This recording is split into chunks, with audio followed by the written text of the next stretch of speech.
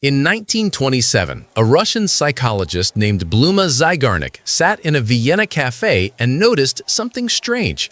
Waiters could remember every detail of unpaid orders, but the moment a bill was settled, they forgot everything instantly. She became obsessed with one question: why does the brain hold on to unfinished things so tightly?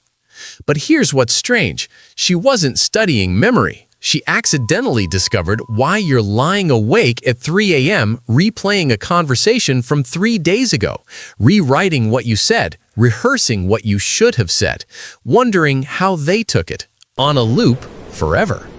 And if you've ever been trapped inside your own head, replaying something you can't change, you're closer to the answer than you think. By the end of this video, you'll understand not just why your brain does this, but what it's actually desperately searching for. And what we discovered is not what anyone expected. Most people assume replaying conversations is just anxiety. You're a worrier, an overthinker, someone who cares too much about what others think. And for some people, anxiety absolutely amplifies this pattern. Psychologists call it rumination, the mind's tendency to repeatedly process negative or uncertain experiences. But here's what doesn't make sense.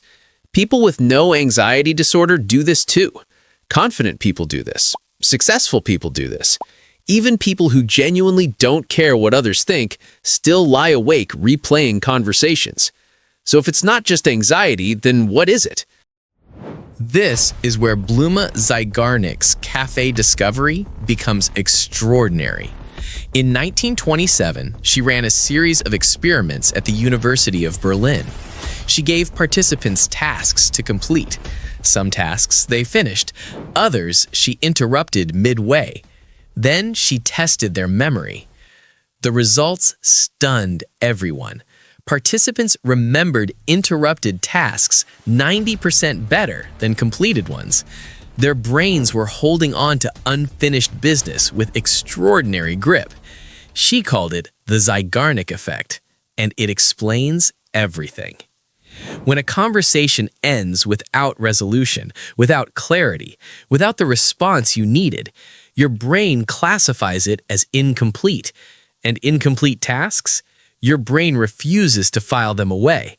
Instead, it keeps them open, active, running in the background like an app that won't close.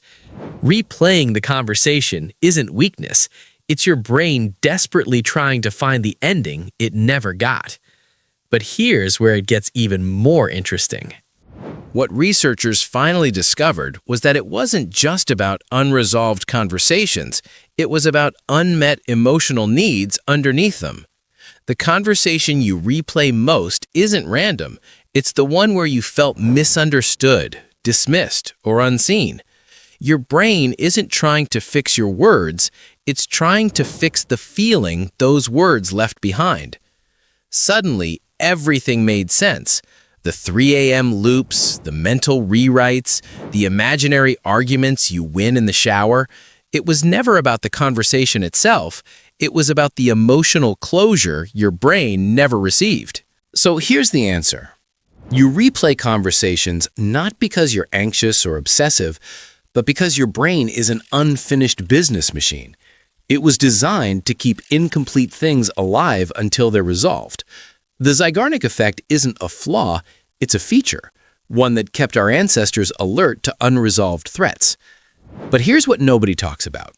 The closure you're searching for by replaying the conversation, it almost never comes from the conversation itself.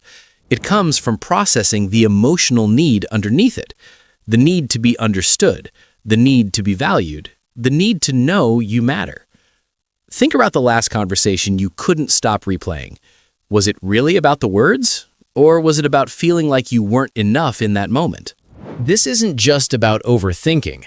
It's about how every unresolved interaction carries an emotional bill your brain refuses to let you forget until it's paid.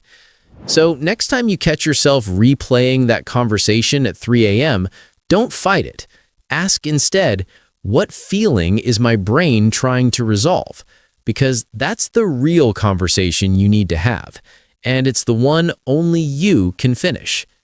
If this made you understand yourself a little better, Subscribe.